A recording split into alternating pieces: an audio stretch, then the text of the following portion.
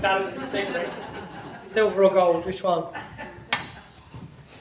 Right. Hi everyone, sorry to keep you waiting. Bit busy today post-match. Thank you, my friend. Thank you very much. Appreciate it. Actually feels nice to sit in front of you in a positive light.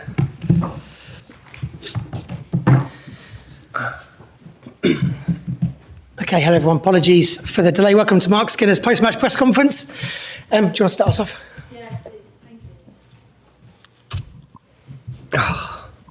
Hi, Marc. Congratulations. Great to see you with the trophy there. You just said then it's nice to be able to talk to us in a positive way. Is there almost like a sense of relief given the season that you've had that you've now... Never relief. Never. Not relief. We don't live in that moment.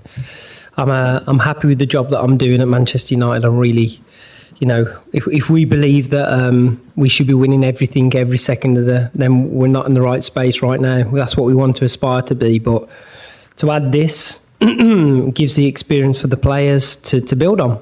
And so, you know, we're not happy with where we're finishing or where we will finish in the league, but to be history makers for this fantastic club, for our fans, I think means more than relief. It's actually a really exciting moment. Yeah, tell us a bit more about the other emotions that you're feeling. Obviously, you say they're excitement, but what was going through your head at, you know, when that full-time whistle went and you were able to run onto the pitch with your players? Yeah, I didn't actually run, Emma. I think if you see me run, you probably wouldn't like it. So, no, I felt that we were before the game. I felt that we were in a really good space. I felt that our players were ready. I felt that they didn't overhype it. They felt like it was a business job to do. And, you know, I want to give, so we can get out there, I want to give Tottenham a lot of credit for the run that they've had, the season that they've had. And if they use it like we had to use it last year, then it will only serve them for future successes, I'm sure. So congratulations to them. But for us, I think we fast forward far too many times beyond the moment for the next thing. But actually it feels really nice to be present. I had a chat with Nick Cox, head of the academy yesterday, and he spoke about being present. And for me, I feel like I'm present in this moment, and I feel like it's a moment to enjoy. Congratulations, thank you. Thank you, my friend. Thank you. And before you ask, yes, I'm hot in the turtleneck. I am hot. It was a bad choice. I agree, it was a bad choice. Marc, huge congratulations. You chose to start a 36-year-old veteran, former plasterer up front. It seemed to work for you today. I wondered if you could just talk a bit about that decision and how well Rachel played, and maybe just what this will mean to her 12 years on from she scoring in the final in 2012. The FA Cup has now got the history like the men's, right? In terms of a plasterer scores a winner. Yeah, she's a fantastic character. I wanted to start the game fast. I wanted to make sure Tottenham couldn't get rhythm. And Rachel Chase and put a body on line for everything. And, you know, with Luthia and Leah, I felt that we could start that way. And I knew the game was going to finish differently, but I wanted to disrupt their rhythm because once they play, Tottenham are a good team. So I felt we did that. And then for her, she should have scored in the first half, Tom, if we're being critical. But she deserves every part of that. She's a fantastic human, more important than a footballer. But I hope she goes down as an iconic player for Manchester United. Do you remember all that rubbish we got when we signed her? Yeah, well, she's turned that round, hasn't she? She's a fantastic person, and there's obviously a really great story for Tooney, for her goal and what it means. But for Rachel Williams, it's another FA Cup story. And I'm really proud of her. That was something I wanted to ask. Such a good goal. What will that mean? Iconic moment, iconic player, iconic club. And I think those are springboards you should use, Tom. Yeah, like there's a disappointment of last year, but we have to use that springboard to make sure this isn't a one-off. And we have to compete better in the league on a consistent basis for us to be up there again. And I believe that we will do that. This has to be the impetus and springboard for us to know now that we can deliver success for this fantastic club.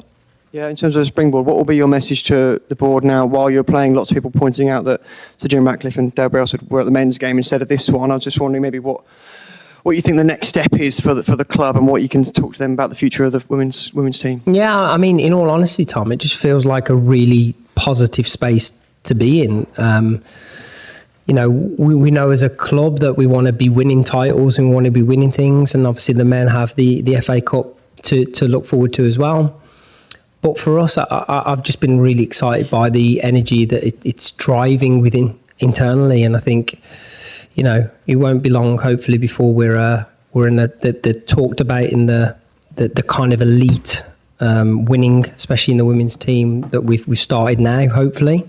But it's exciting. I'm really excited, and I know what's coming, and it's an exciting time to be a Manchester United fan. Cheers. Thank you. Next. Come down the front. Mark, congratulations. Thank you, my friend. I just wonder what you've learned about yourself during this season, this cup run in particular, because it feels like in the semi-final and the final, we've kind of seen you at your best. Yeah. I mean, I'm pretty good at times, Dan. I know people tell me I'm not, but I'm actually okay. I learned a lot about the mental resilience that you need. You can't be at Manchester United if you are weak in the mind, and we have to deliver. We have to deliver trophies for an expectant fan base that are supporters the best in the world, and that's a pressure and a privilege. And today we've done that, but there's so much more to come. I'm learning lots about myself every day. But if you fast forward, I said Carl Green, my assistant, who's my assistant at Birmingham, he said to me around 7 minutes ago, he said, look, remember what it felt like 7 years ago at Birmingham when I said it was the loneliest place I've ever been when we were 4-1 down and that touch line. And he said, just take a moment to feel it. And if you look at me towards the end of the game, only last couple of minutes, I just sat quiet and I felt, and I stayed present. And that's like, it's a general life lesson that we just fast forward things too quickly. And sometimes just spend the time looking at people, being part of the experience. And I'm so proud of all of the players today because, they only do it to bring success to this fantastic club. I think the game plan was rock solid. It was obviously implemented really, really well by the players. I just wonder how much kind of practice went into kind of the set plays, the corners, because, you look really, really dangerous in the first half. Yeah, I was really disappointed against Liverpool last week. We lost the game on a set piece when it was a bit of concentration, and we worked hard. And obviously Wilco's done a great job all year, the goalkeeping coach Ian Wilkin. And he's delivered so many quality moments this season with his plans and his preparation, but also the players have to concentrate. And we worked hard on that this week. And, they've delivered it today. I felt that we were dominant throughout. I really did. I felt it was a really dominant performance and in a really hot day.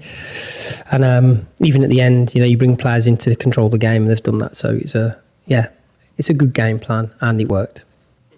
Thank you. Catherine, just in green. Hello, mate. Hi, mate. Can I just ask how Leah Galton is, just because she was obviously on crutches at the end of the game? Yeah, I think obviously precautionary. I think she took a knock in the Becky situation. And so, I think she was in a bit of pain. We thought we could get her on beyond half time, and then it kind of flared up. So we'll assess it this week. I honestly don't know right now, but hopefully she's okay because she's obviously a great player for the club. And for players like Leah and Ella and everyone else who's been here since the club reformed, how special is it for them to have been part of that journey from when the club first started to now lifting the trophy? In between media, I saw them having a photo as the players from the inception, and I felt that it's just special moments. You forget those narratives, right? You forget those little storylines. The Rachel Williams storyline, like it's the Ella Toone, the iconic number 7 for Manchester United, and then you realise all the hard work that goes behind the scenes, and the people that have been here that won the championship have now added a moment of history for the club, and it feels special, and they deserve it, but we can't rest. I'm not going to rest. I will rest for probably tonight, and then we're going to crack on. And just finally, just to go back to in terms of who was here from the club today, is there any disappointment at all that Jim Ratcliffe wasn't here? I know other people were here just because he's kind of seen as the face of the club at the minute. Yeah, but what I'd say is the messages have been passed throughout all the time, and it's a constant support, and the players were messaged. I was messaged this morning, yesterday, constant communication. So no, I don't believe that at all. You know, we had more than enough representation from our club here, and you know, as I say, I'm only excited about what Sir Jim and everyone's going to bring to Manchester United. Sandra next. Hello, mate.